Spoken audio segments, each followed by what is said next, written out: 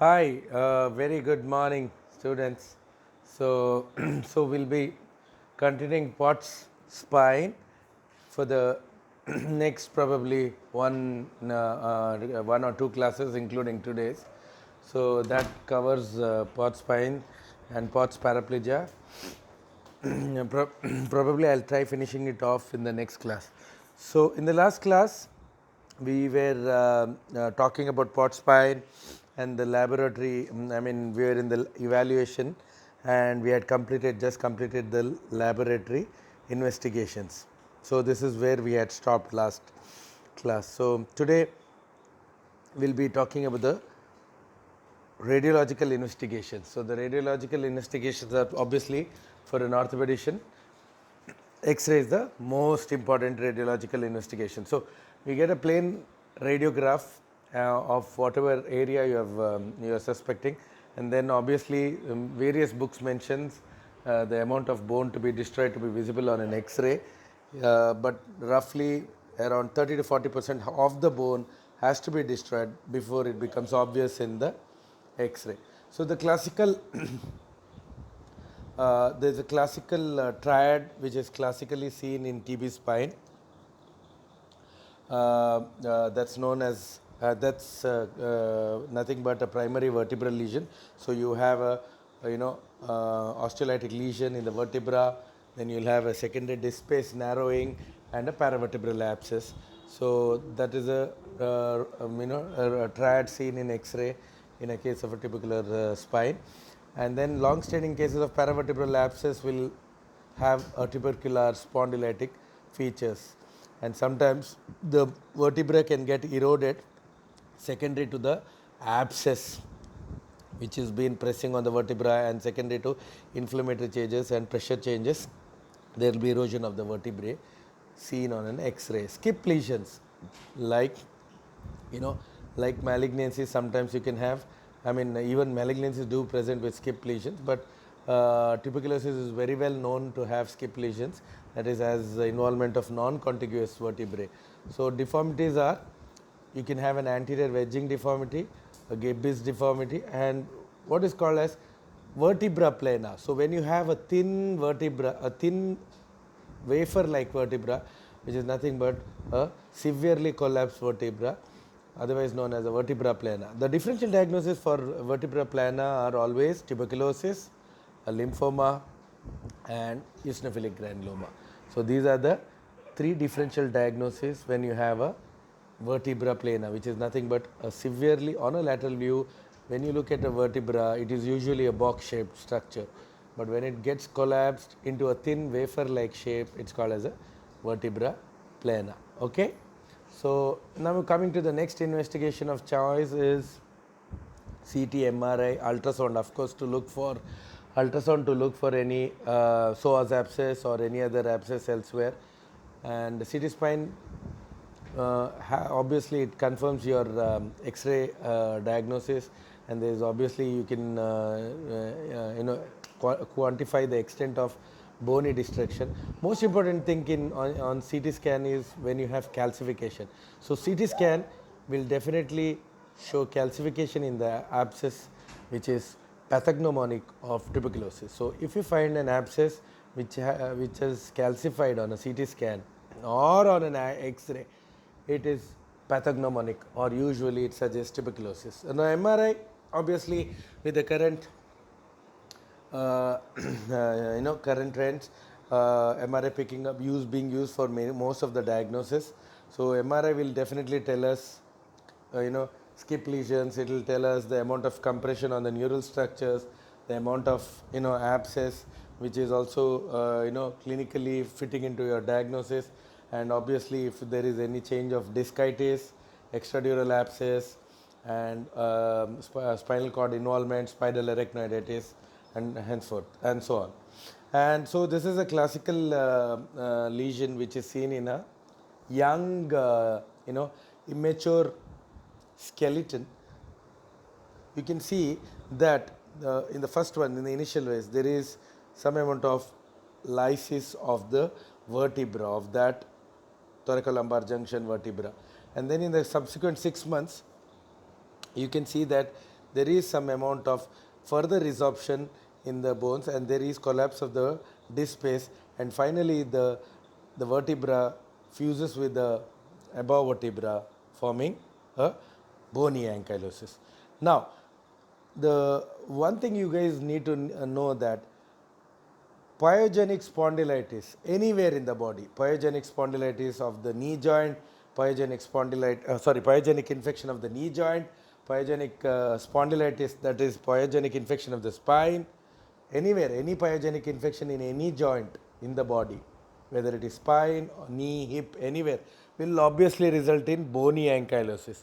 Whereas tuberculosis in the peripheral joints, that is hip, knee, shoulder, elbow, wrist, ankle, will always result in fibrous ankylosis, whereas in the spine it will result in bony ankylosis. Now, why is this change? Why is this change? Basically, pyogenic organisms are very virulent and very, they are very aggressive. So anywhere where they go, they damage the articular cartilage very soon, and hence there is when the articular cartilage is damaged, you will have opposition of the bony end. So hence it will result in a bony ankylosis. Whereas tuberculosis is usually slow infection, so the articular cartilage is not that damaged. So the joint capsule, the ligaments are all like, they get fibrosis because it's a chronic inflammation and chronic granulomatous inflammation. Hence, the fusion is usually fibrous ankylosis. Now, what is the problem with the bony ankylosis and a fibrous ankylosis? In a bony ankylosis, the fusion is solid, sound, and there is hardly any range of movements. And usually the ankylosis, bony ankylosis is usually painless. In a fibrous ankylosis, there is a jog of movement. That means patient might have 5 to 10 degrees of movement, but it is very painful. So this is something which you need to know. That is bony ankylosis and fibrous ankylosis. And sound is when the ankylosis happens in a functional position. It's called as a sound ankylosis. Unsound ankylosis is when the ankylosis happens in a non-functional position. So sound and unsound ankylosis, fibrous and bony ankylosis, very well given in your clinical manual DAS, which you can obviously read. So again, as I told you, ultrasound, you can find out the primary location of the abscess and all those things. And also you can, if there are huge abscesses, you usually tend to put a pigtail catheter drainage, and then you can drain it out. It doesn't need a surgical procedure. Now, tuberculosis, remember, always is a medical disease. It's never a surgical disease. In India, even though you have plenty of tubercular cases, it's not a surgical disease, it's a medical disease. That means you only intervene in cases when you have a huge abscess which is compressing on your trachea, esophagus, which is causing a stridor or a dysphagia, or else when you have abscess which is compressing the ureters, causing hydronephrosis, or else if it's if it's in the thoracic spine, compressing your vessels, or else in the cardiac region. So only then you'll need a intervention, surgical intervention, or else however big abscesses are, usually they're benign. So hence you can manage them conservatively with ATT, and obviously if the abscesses are large and which can be managed by ultrasound guided pigtail catheter drainage, we usually do it. And in the patients, we had a patient some time back, a young lady who had multiple abscesses in the cervical spine, in the thoracic, in the lumbar, and the huge one was in lumbar. Actually, she presented to the surgical ward patients, surgeons presenting with hydrouretronephrosis. So when they did a ultrasound, they found that there was a huge abscess. And then there was source collection and all those things. Hence we were called, and then we just did a pigtail catheter drainage, and then put her on ATT center, sent for histopathology examination and smearing, and it came positive. And then we continued the ATT, and then in 6 weeks we saw good resolution of the abscesses with the just to confirm with the MRI. And then at end of treatment, at the end of 9 months, she was absolutely, fine, and she resumed her job. So this is how tuberculosis is. Until and unless it's a complicated one, like you have an MDR, an XDR TB, then it's going to be a problem treating them. So next is the next modality of investigation is radionucleotide scan, technetium 99M, otherwise known as the bone scan. So bone scan is obviously, it's nothing but you give a dye and into your into one of your veins, and then the dye gets circulated into the body, and then it will go and pick up the hot spots in the bone. So bone scan will tell you where the hot spot lesions are there in the entire skeleton. So what do these hot spots do? The hot spots are basically all those areas where there is an osteoblastic activity. So bone scan is very helpful in showing when you have a fracture, or you have an infection, or you have a malignancy lesion, which is malignant lesion which is stimulating the osteoblast. However, the bone scan is negative in cases of myeloma, where predominantly the osteoclast cells are being, are proliferating. So when you have a hot spot, bone scan will pick it up, whereas in a case of myeloma, where predominantly you have osteoclast, it won't pick up. So basically infection, trauma, fracture, or any kind of malignant lesions like prostatic lesions which stimulate the osteoblast, or sometimes even in breast CAs you have this osteoblastic lesions. So in those cases the technetium 99 scan would be helpful in localizing the extent of the disease with respect to the metastasis. So obviously it's highly sensitive but not specific. Now coming to the types of tuberculosis. Now tuberculosis, you need to know that tuberculosis is predominantly a disease of the anterior and the middle column. Now what is the columns in the spine? So in a lateral view, if you look at the vertebra, divide the anterior half of the vertebra, divide the vertebra into two parts in a lateral view, anterior part and posterior part of the vertebral body. So anterior half of the vertebral body along with anterior longitudinal ligament forms the anterior column of the spine. Posterior half of the vertebral body along with the posterior longitudinal ligament forms the middle column. And the remaining parts, that is the pedicle, the laminae, the facets, spinous process, the pars interarticularis, all form the posterior column. So you need to understand that tuberculosis is predominantly a disease of the anterior and middle column. So you cannot in Tully series, only 2% of them had tuberculosis in the posterior column or the posterior elements. So 98% of the disease was always in the anterior and the middle column. So having considered that, you need to know that tuberculosis is predominantly a disease of the anterior and the middle column, and hence by doing a laminectomy, you are not going to do any better to tuberculosis of the spine. Rather, you would cause more damage, because in TB of the spine, the anterior and the middle column are the columns which are involved secondary to tuberculosis, and posterior column, which is involving the spinous process, lamina, facets, transverse process, and pedicles, are the only ones which are intact. Hence, by doing a laminectomy, which is a component of the posterior element, you are going to worsen the situation of the tuberculosis of spine. Hence, a laminectomy is always contraindicated in case of tuberculosis of spine because of the involvement. Laminectomy is the only indication for tuberculosis of the spine only and only when you have involvement, when TB is only involving the posterior elements, like in Tully series, where you had only 2% of the cases where only the tuberculosis was only found in the posterior elements.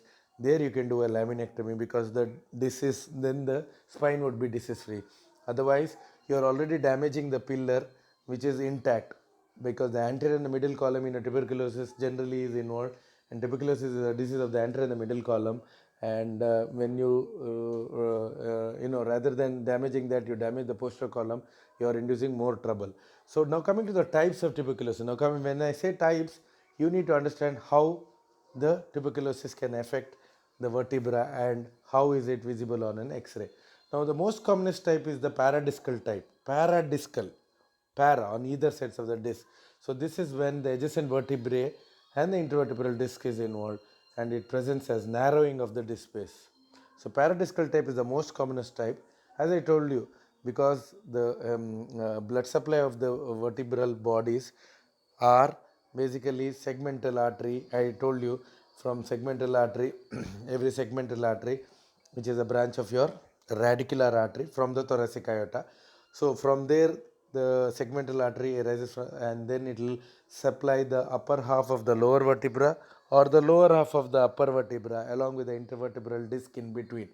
So when this segmental artery gets involved, it will classically result in the paradiscal type of the tuberculosis, where the adjacent vertebra, that is the upper half of the lower vertebra, lower half of the upper vertebra, along with the intervertebral disc in between, gets involved. So it will classically obviously present as a narrowing of the disc space. Now coming to the central type of tuberculosis. Now central type of tuberculosis is when the venous supply is infected. So I told you, arterial supply is like what I said you, segmental artery supplying upper half of lower vertebra, lower half of upper vertebra. Whereas the venous system for every vertebral body is, it carries it, every vertebral body is its own central vertebral vein which will carry its veins, and then they join with the Blatzen's plexus of veins, which are nothing but valveless veins which are communicating with the pelvic veins.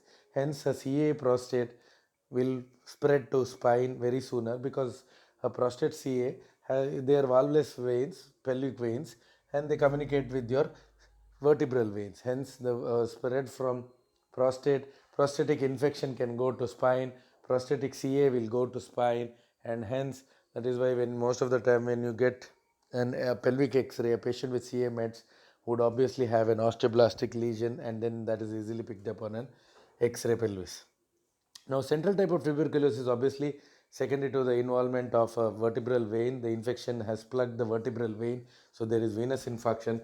So the entire vertebral body gets involved, and it will undergo necrosis, and it presents as a cavity formation. Lateral. Now the other type is the lateral type, where only lateral segments of the body are involved. Radiologically, there will be some amount of lateral collapse of the body. So the entire vertebral body is not involved. So the lateral vertebral body is involved, one half of or one side of the vertebral body. So obviously on an AP view you will see that the laterally there is wedging of the vertebra on that side. The anterior is only when the anterior portion of the vertebral body is involved, and obviously you will see some amount of collapse in the anterior portion of the vertebral body. Posterior elements, like I told you, which is rare of the rare types in the entire Tully series of so many cases, he had only 2%. So obviously it is when posterior elements are like nothing but articular facets, posterior spinal disease, and spinal tumor syndrome. Now, what is spinal tumor syndrome? I will be coming to it later on. Lesions involving multiple vertebra, sometimes that is a rare types, when you have multiple vertebra and skipped lesions involving the multiple vertebra. So differential diagnosis. What are the differential diagnosis? Brucella spondylitis. So brucella is nothing but a disease of the farmers. Basically, all those people who used to who rears cows, and who have this habit of milking the cows, they are prone for this, because it's predominantly a disease which is communicated from the animals. So brucella spondylitis. So what is the classical picture? You will have a classical spiking fever, otherwise known as a undulating fever, isn't it? So that is classically seen, and obviously earlier we used to get one. We used to get a IgG and IgM antibodies to confirm this test. Nowadays, because of pasteurization of the milk, this organism has become rare, but we have had a couple of cases in last year where the organism grown was brucella again, in some parts of the villages, we still do have, fresh milk which is not being pasteurized, and hence this problem arising. And obviously you will classically find sclerosis of your spine, and no, do not get mistaken it for prosthetic CA when you have sclerosis of the spine. So brucella is also known to cause that, and obviously antibiotics is the drug of choice. And then the other differential diagnosis is neuropathic spine, otherwise known as Charcot spine. So neuropathic spine is when you have a spine where the damage is more than the radiological. I mean, Charcot spine is basically the definition for a Charcot spine is hyper hypermobile, painless hypermobile joint. So painless hypermobile joint is a classic description for a neuropathic spine. So what happens is here the destruction is out of proportion to the disease. So when you see that the damage is more than the clinical expectation. So when you see the patient is not that toxic, but you see there is severe destruction of the spine, which is classically seen in tabes dorsalis, or else in severe forms of diabetes mellitus or any other neurological disorder. So you call it as a neuropathic spine or a Charcot spine. Now the other differential diagnosis, as I told you, is neoplasia. So neoplastic causes also have to be ruled out. Like you can have a you can have a primary tumor of the spine. The other the mnemonic is Calhomes, Calhomes. That is C for chordoma, A is for aneurysmal bone cyst, L is for lymphoma, H is for hemangioma, O is for osteoblastoma or osteoid osteoma, M is for multiple myeloma, and S is for secondaries, and E is for E-wings. So this is something which you always have. These are all the tumors which can present in the spine. So you need to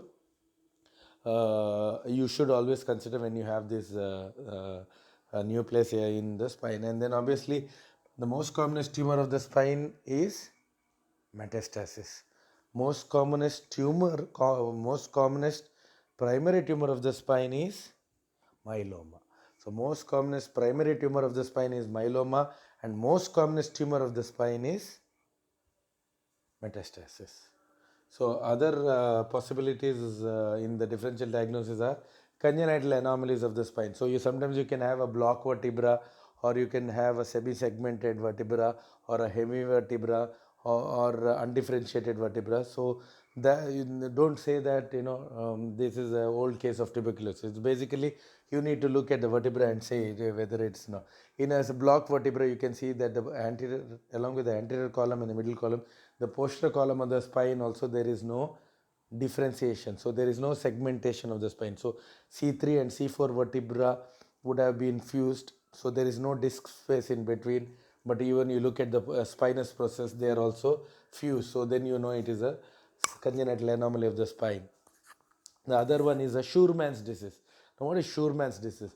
Schurman's disease is nothing but osteochondritis of the spine. So spine osteochondritis can present to you in two types. So there are, if you look at the end plate of the spine, 1 minute, 1 minute.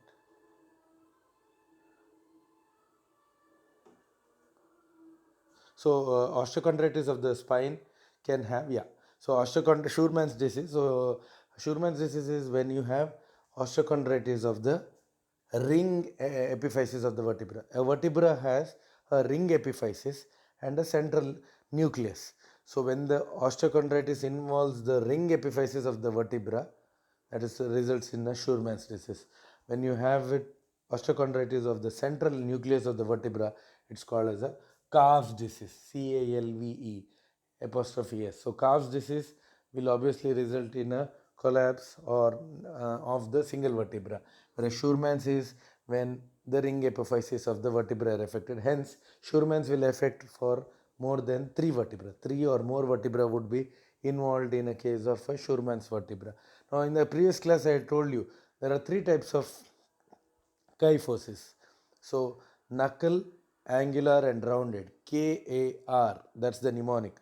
So KAR, knuckle, angular, rounded. So knuckle is when you have one vertebra, angular is when you have two vertebra, otherwise known as gibbous, and rounded is when you have three vertebra. So what are the causes? So knuckle is when you have tuberculosis. Tuberculosis in fact fits into all the categories. You can have one, you can have two, you can have three vertebrae. Now single vertebra is trauma and tuberculosis. Two vertebrae again tuberculosis, and you can have any kind of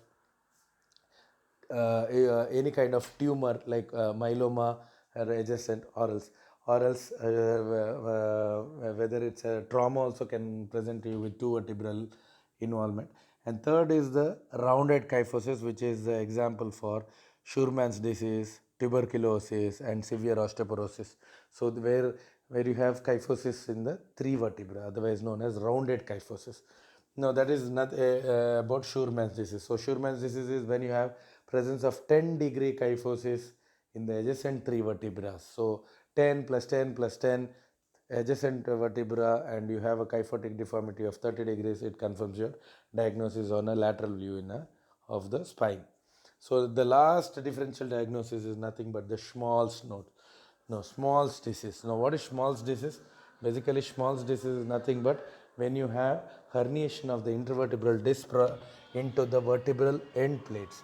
So, when you have herniation of the disc material onto the into the vertebral body, that happens when the bones are severely osteoporotic. So in an elderly person where the end plates are very fragile, the intervertebral disc plates, which will push the vertebral end plates, and the intervertebral disc material herniates into the vertebral body. Normally the intervertebral disc material in a young person herniates into the spinal column, which is behind the vertebral body. So in this, in an elderly person, where the osteoporosis would affect the vertebral body, and there is thinning out of the vertebral end plates, hence the intervertebral disc prolapses superiorly rather than going posteriorly. In a young fellow, the intervertebral disc prolapses posteriorly and compresses the spinal cord from front, whereas in this Schmall's node, that the disc protrudes into the vertebral body. So hence when you get an X-ray, there is a big defect in the vertebral body. Do not get confused for a tumor or a metastasis. It's nothing but a Schmall's node. Now coming to the complications. Now complications could be, paraplegia, cold abscess, spinal deformity, sinuses, secondary infection, amyloidosis. I'm pretty sure you know how to diagnose amyloidosis, and sinuses obviously, and obviously if a pus is in the if the pus is in the cervical spine, it will present you in stridor, dysphagia and all those things, and then it can present you in the cervical triangles, anterior triangle, posterior triangle, or else it can present you in the supraclavicular fossa, or else it can track down along the brachial plexus and present you in the axilla, anterior fold of axilla, or in the axilla, or else it can track down into their antecubital fossa, or around the medial epicondyle, behind the medial epicondyle, or else very rarely it will track down distal to the level of the wrist. Whereas in the thoracic spine, it will classically present to you in the form of a bird nest appearance. So because of the abscess taking up the form, which is in the posterior mediastinum, it will take the shape of a bird nest appearance, which is classically seen in a thoracic spine. Now coming to the lumbar spine, abscess there, it will obviously track down along the psoas sheath, or else it can present to you in the inguinal canal, and obviously if it tracks down medially, it will go into the groin and scrotum, or else if it tracks down laterally, it can go up to the adductor canal and then present in the popliteal fossa, and from there it can track along the posterior neurovascular bundle and present around the ankle or the tendo-achilis tendon. And if it tracks into the gluteal region, it can go into the ischiorectal fossa, and hence always in a case of an abdominal examination, your examination is never complete In general surgery, they always tell you your examination is never complete until you have done a PR. So PR obviously to look for any suppression of the lymph nodes or else to see for any abscesses. So any abscesses you find around that region, consider tuberculosis as a possibility. Now that is regarding the various ways of presentation of the cold abscess. Now coming to POTS paraplegia, I think we'll have it in the next class. So I think I'll try to cover up POTS paraplegia and associated complications in the next class. Any doubts, you can always WhatsApp or message me. Thanking you. Thank you.